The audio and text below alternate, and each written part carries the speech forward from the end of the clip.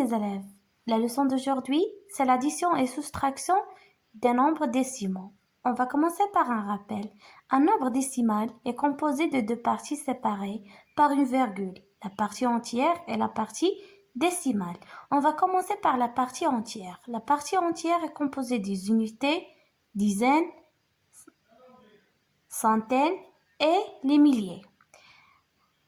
La partie décimale est composée de dixièmes, centièmes et millièmes. Et je n'oublie pas de faire la virgule. Alors, on va passer à l'exemple. Nous avons un nombre. Le nombre 8,37. Quelle est la partie entière ici? C'est 8. Et la partie décimale, c'est 0,37. Après, on va passer au nombre 240. Quelle est la partie entière ici? C'est 240. Je passe à la partie décimale. Il n'y a pas donc, je vais mettre 0. Je passe à l'application. Pour effectuer l'opération suivante, nous avons 347,1 plus 56,87. On va utiliser le tableau de numération. On a la partie entière et la partie décimale. On va commencer à écrire le premier nombre, 347,1, ou bien le premier terme. Ensuite, j'écris le deuxième terme, c'est 56,87. Qu'est-ce qu'il manque ici? Qu'est-ce qu'il faut ajouter? J'ajoute, on a besoin des zéros pour faciliter les calculs. Donc, une petite remarque. Je calcule la somme en sachant que chaque colonne ne contient qu'un seul chiffre. Après, je vais mettre le signe d'addition, bien sûr, c'est plus. Et je commence à calculer. 0, plus 7, c'est 7. 1,8, c'est 9. Et je fais descendre la virgule. 7 plus 6, c'est égal 13. J'écris 3 et je garde 1. 4 plus 5, c'est 9. Plus 1 de retenue, c'est 10. Et je garde 1.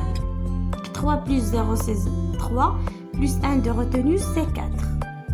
Alors, on remarque que la virgule est sous la virgule.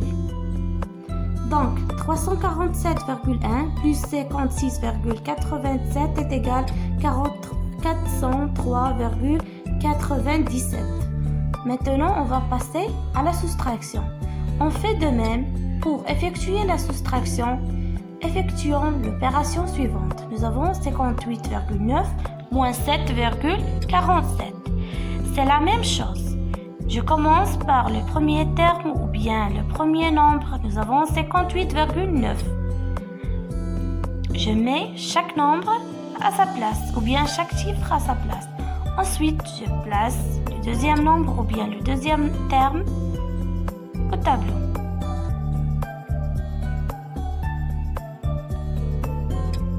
Alors, qu'est-ce qu'il manque ici? Qu'est-ce qu'on a besoin? C'est la même chose. Donc, on a besoin d'ajouter des zéros pour faciliter les calculs. Donc, une petite remarque. Je calcule les différences en tenant compte de la retenue. Alors, je mets le signe de soustraction, bien sûr, c'est moins.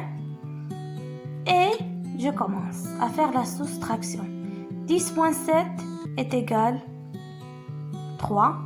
9 moins 5 est égal 4. 8 moins 7 est égal 1. Et 5 moins quelque chose est égal à moins 0, est égal 5. Donc, 58,9 moins 7,47 est égal 51,43. Qu'est-ce que j'ai oublié de faire? J'ai oublié de faire la virgule dans le tableau. Merci.